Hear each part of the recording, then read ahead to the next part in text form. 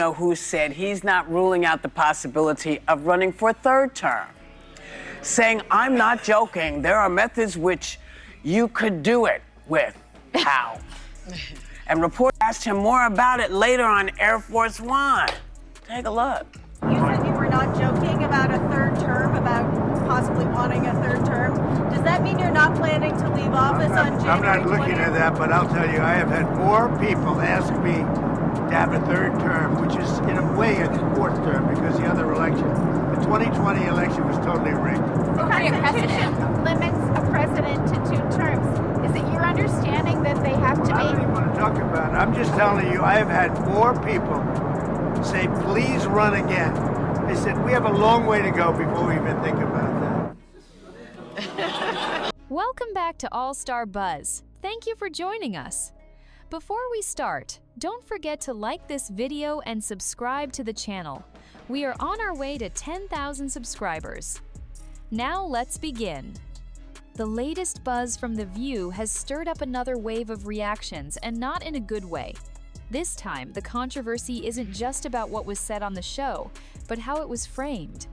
A segment focused on Trump's potential return to the White House took a sharp turn, loaded with sarcasm, laughter, and the kind of crowd reactions that felt anything but genuine.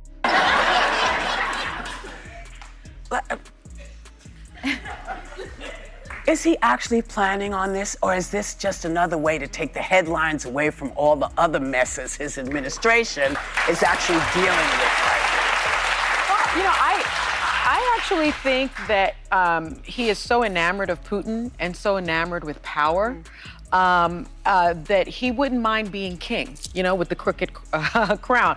I don't know that it's something that can ever be accomplished, because we know that FDR historically had 4 terms. And so they ratified the 22nd Amendment in 1951, making sure that a president could only run 2 terms, consecutively or non-consecutively. So in order to really legally do this, he would probably have to change the 22nd Amendment, and that would, you would need like 34 states, 3/4 states to ratify that. So I don't think it's ever going to happen. Right. That doesn't mean he's not going to try. Well, look, you know, no matter how insane, stupid, harebrained, and lawless I think some he says might be, I have learned the lesson of taking him seriously. Yes. But what was interesting is this was a hot topic for all of us, and none of us picked it this morning because we're all on to him. He is the distractor in chief. And so he doesn't want us to keep talking about Signalgate, which is a real threat to national security, and every day revealed that show us how incompetent and reckless his national security team is.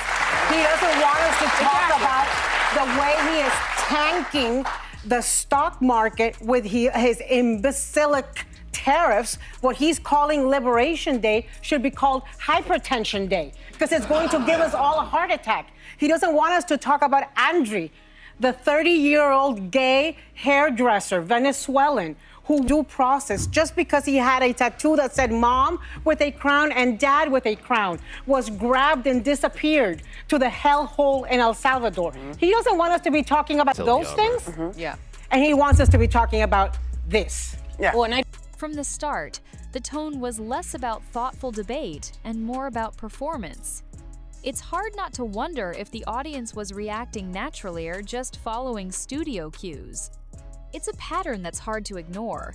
When political talk turns into entertainment, real issues get lost in the show. And that's the problem. This isn't just about one man possibly running again, it's about how shows like this handle the topic.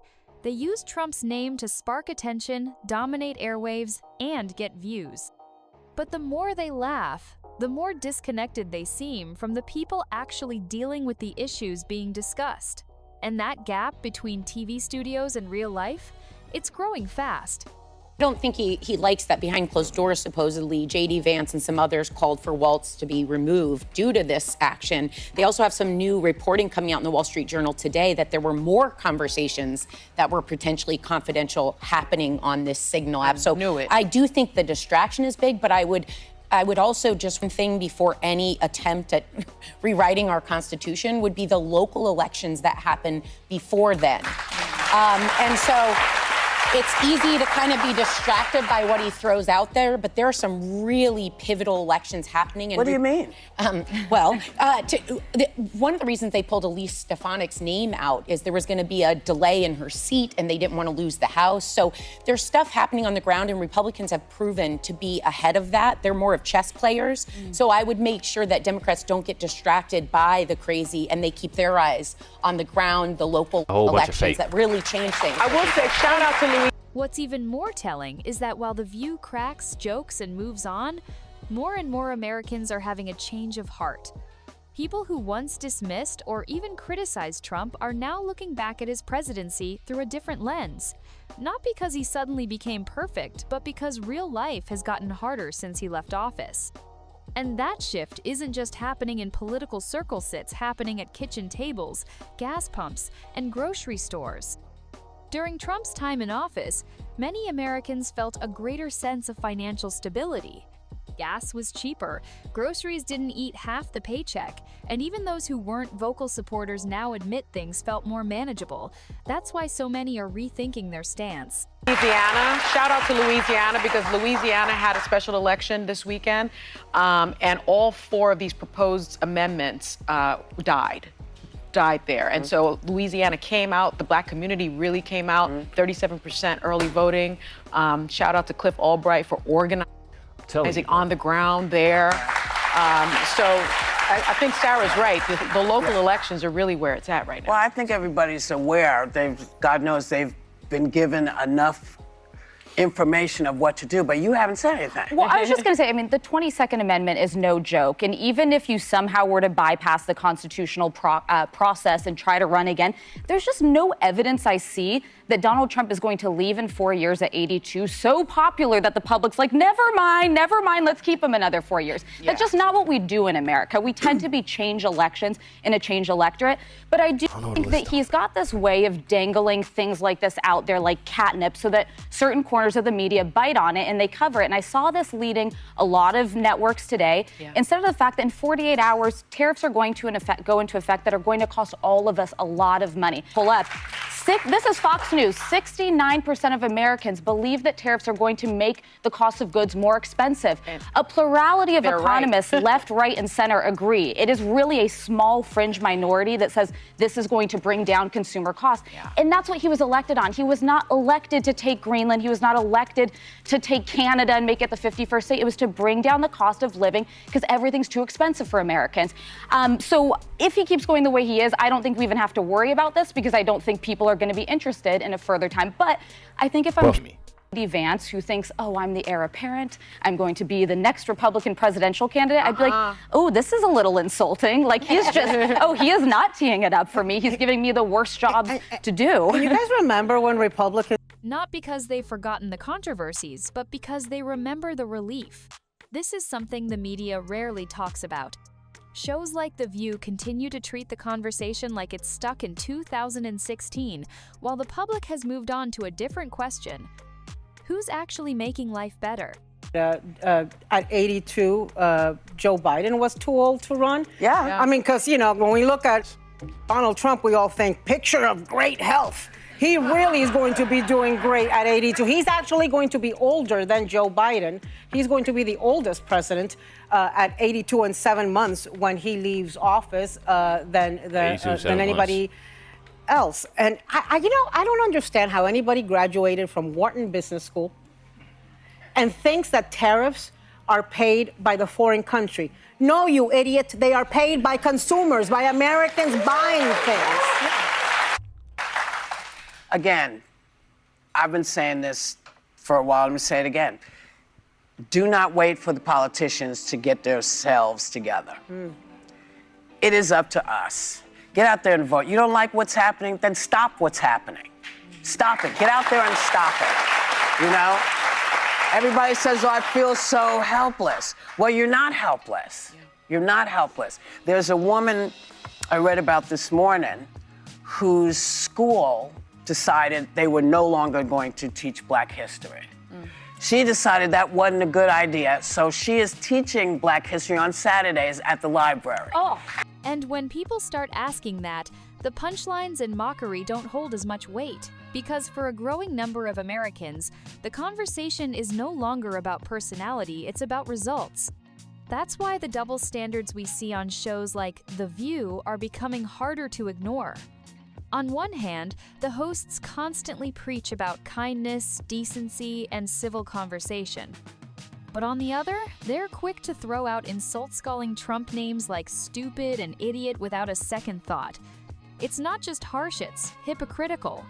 This kind of contradiction chips away at their credibility. You can't say you're against bullying and then turn around and mock someone because you disagree with their politics. That's not standing up for values, that's just playing the same game you claim to hate. And viewers are starting to see through it. More and more people are tuning out not because they can't handle opposing opinions, but because they're tired of the condescension. They're tired of being told what to think by people who refuse to follow their own advice. When shows set different rules for different people, it stops being about conversation and turns into control. And in that environment, it's no surprise that people begin to reject the message because they disagree with everything being said, but because they no longer trust the ones saying it. Nowhere is that trust eroding faster than on issues like immigration and public safety. In the same episode, one of the hosts defended individuals who had been deported despite clear ties to criminal organizations. For many viewers, that wasn't just political bias. It felt like a slap in the face to families dealing with the consequences of rising crime in their own communities. This is where the disconnect becomes glaring. While the hosts debate abstract ideas and lean on emotional arguments, regular people are living the reality. They're seeing crime go up in their neighborhoods. They're watching cities struggle with illegal immigration, strained resources, and a justice system that often feels backwards. Trump may have been blunt in his approach, but his stance on these issues resonated with people who wanted order restored and laws enforced. That's why, even years later, these topics remain front and center. Not because of political gamesmanship, but because they affect daily life. And when media figures defend criminals under the banner of compassion, it makes everyday citizens feel like their safety is being sacrificed for politics. It's not about hate. It's about wanting leaders who take the hard problems seriously without spin, without excuses, and without turning victims into villains. That's exactly why Trump's message around crime, inflation, and immigration still hits home for so many. These weren't just talking points on a campaign trail, they were real concerns he brought front and center, concerns that haven't gone away. If anything, they've gotten worse. And while critics focused on his tone, supporters focused on the results, or at least the effort to address what others refused to. Today, inflation continues to crush households. Crime is climbing in major cities, and border concerns are as urgent as ever. Yet mainstream platforms like The View are more interested in headline drama than holding anyone accountable for real solutions. They roll out charts and stats to shape the narrative, but rarely ask the tough questions or show the full picture. That's what frustrates viewers the most. Because for people on the ground, this isn't about theoretical debates or partisan spins, it's about survival. They remember what it felt like when they could afford groceries and fill up their tanks without breaking the bank. Whether Trump's policies were flawless or not, he spoke directly to those pain points. And now, as problems grow and clarity fades, many are starting to ask, if no one else is stepping up, why shouldn't he come back? What makes that question even more relevant is the lack of clear leadership on the other side. Even among Democrats, there's confusion about who's really leading the party. The message is scattered, the direction unclear, and the faces that do step forward often seem more concerned with avoiding criticism than offering solutions. It's not just a leadership vacuum, it's a confidence problem. When tough questions are asked, many Democratic leaders dodge them or give vague answers. And while Republicans, flawed as they may bear stepping up with bold, unapologetic stances, the other side seems stuck in analysis mode. That difference matters, because in times of uncertainty, people look for clarity. They don't need someone who agrees with them on every issue. They need someone who stands for something, even if it's unpopular. Trump, whether you liked him or not, brought that kind of clarity. You knew exactly where he stood, and that's why people are still paying attention to him. It's not nostalgia, it's recognition. Recognition that, in a sea of soft language and political theater, someone actually took a stand. In contrast, when you have media shows openly wondering who can step up for the Democratic Party, it's clear that many voters are wondering the same thing and not getting any answers.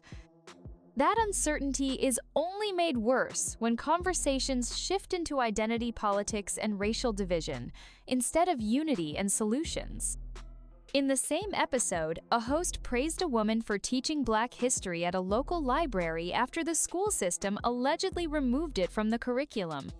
While the intention might have been admirable, it opened up a bigger question: why is history being split apart by race instead of being taught as one shared narrative? Instead of bringing people together through education, this kind of approach often ends up doing the opposite. When history is broken into categories, Black history, white history, Asian history, it stops being about learning from the past and starts feeling like a tool for division. That's not to say these histories aren't important, they are. But when the focus becomes separation instead of inclusion, something vital gets lost. People want their kids to be educated, not indoctrinated. They want history taught truthfully and completely, not cherry-picked or filtered through political lenses. And when schools start leaning too far into ideology, it's no surprise that parents start stepping away from the system. Because if education isn't rooted in facts and unity, then what exactly are we teaching? That's the question more and more families are asking. And when families start asking those questions, many arrive at the same conclusion. The system isn't preparing kids for real life. It's not just about what's being taught, but what's being left out. While schools are pushing narratives tied to identity and ideology, essential life skills are often ignored. Students graduate without knowing how to manage a budget, understand credit, or even write a check. That disconnect is fueling a quiet but powerful movement among parents, one that says, "We'll take it from here." It's not about rejecting education. It's about reclaiming it. Because when you strip away the politics, what families really want is for their kids to be prepared for the world outside the classroom. It's why homeschooling is rising. It's why parents are showing up at school board meetings, demanding more accountability and transparency. It's why people are starting to question the priorities of the very institutions meant to help their children succeed. There's nothing radical about wanting your child to learn how to thrive in the real world. In fact, it's the most basic expectation of any education system. And yet, in today's climate, it feels like a revolutionary act. Not because it's extreme, because it's necessary. That's why so many families are deciding to take control of their children's education. Homeschooling isn't just a trend, it's a response. A response to schools that seem more focused on social agendas than real-world readiness. Parents aren't trying to shield their kids from knowledge. They're trying to refocus that knowledge on what matters most. They want their children to learn how to think, not just what to think. To understand history without being divided by it, to gain skills that will serve them long after they've left the classroom. And when schools can't or won't deliver that, many parents are stepping up to do it themselves.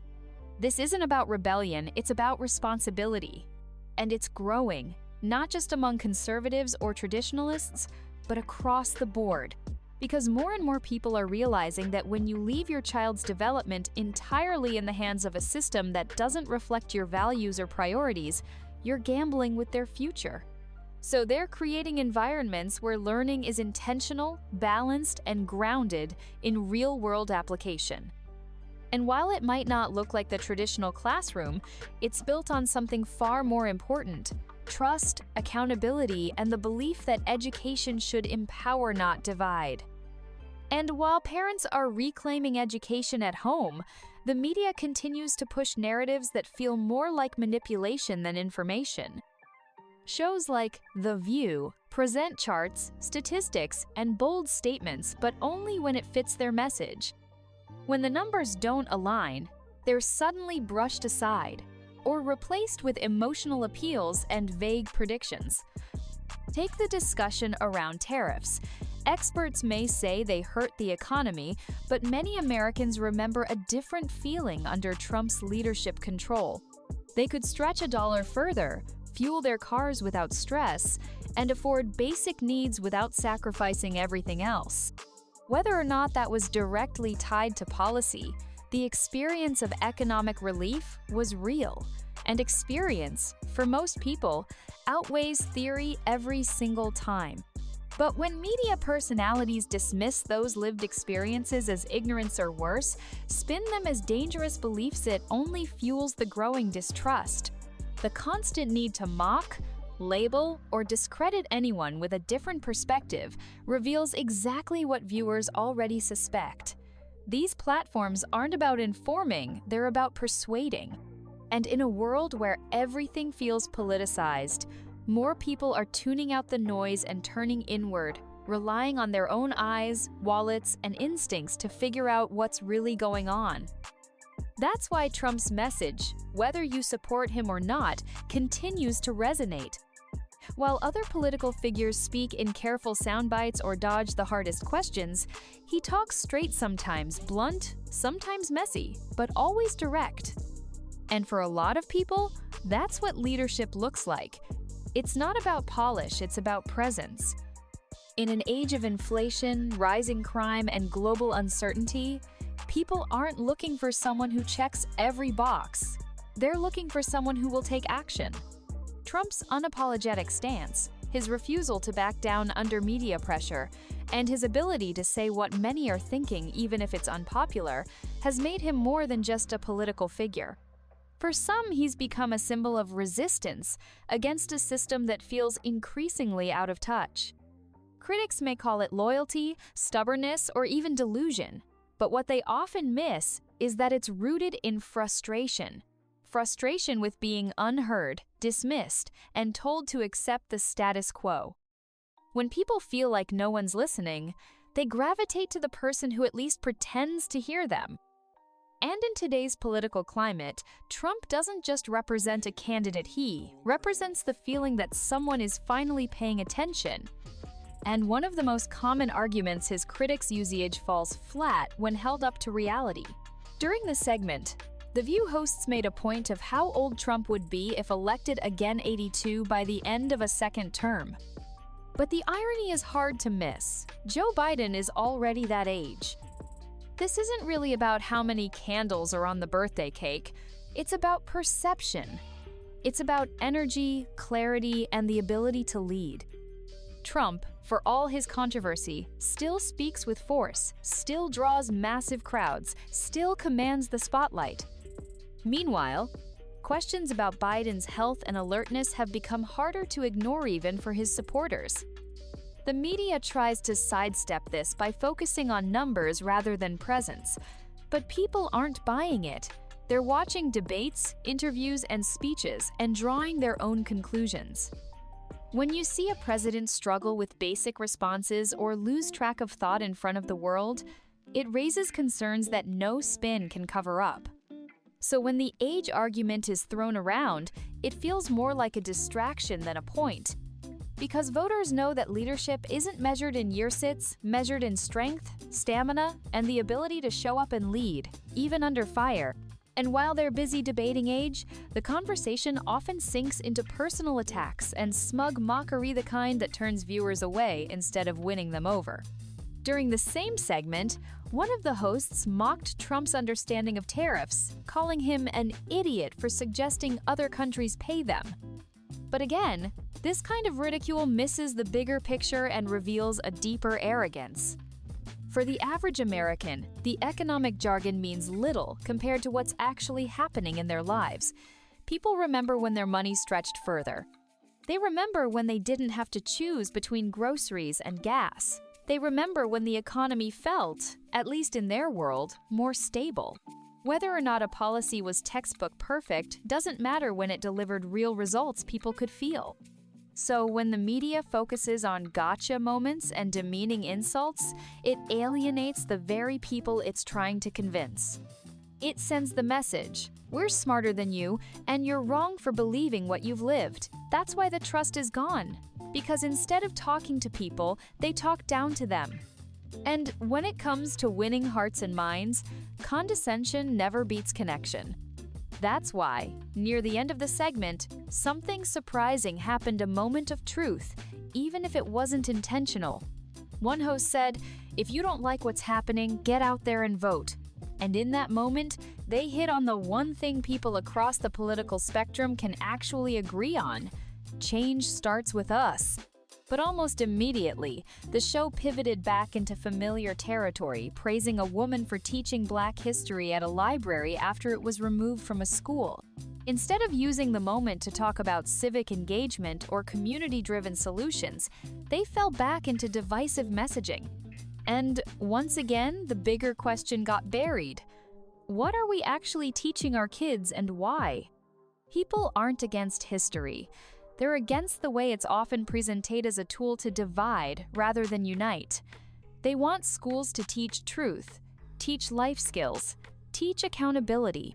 But instead, they see a system focused more on ideology than education. And so, they're stepping up voting, homeschooling, speaking out, and reclaiming their role in shaping the future. Because real change won't come from viral sound bites or perfectly worded panel debates. It will come from everyday people who are no longer waiting to be saved, they're doing something about it. If you enjoyed this video, don't forget to hit the like button and subscribe to this channel. Also, drop your thoughts in the comments. See you on the next one!